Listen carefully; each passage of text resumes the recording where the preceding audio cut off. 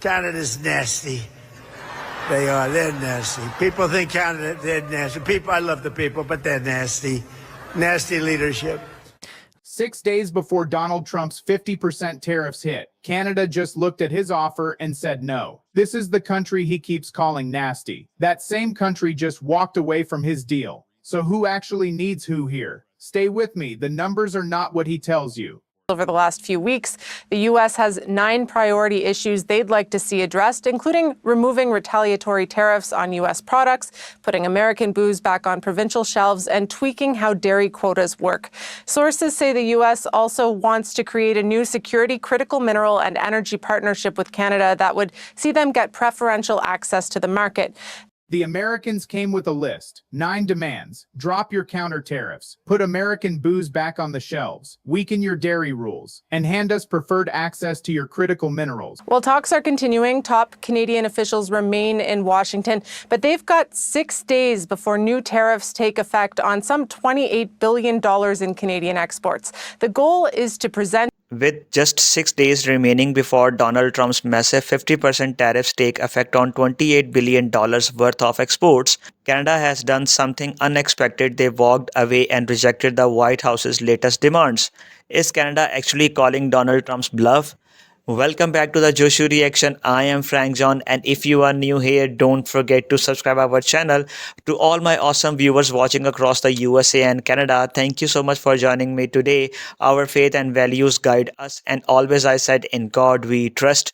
Today we are breaking down the massive trade standoff happening right at the US-Canada border.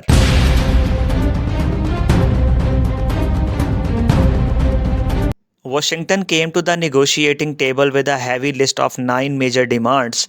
They wanted Canada to remove counter tariffs, put American alcohol back on provincial store shelves, alter dairy quota rules, and grant preferential access to critical Canadian minerals and energy. Instead of caving under pressure, Canadian officials drew a clear line in the sand. They warned Washington that if a fair deal isn't presented, Canada will walk away from negotiations entirely and launch hit-back retaliatory tariffs.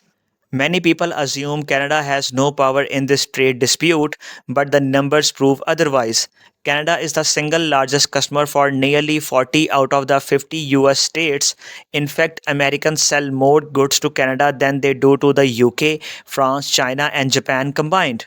On top of that, American tariffs are ultimately paid by US consumers, not Canadians.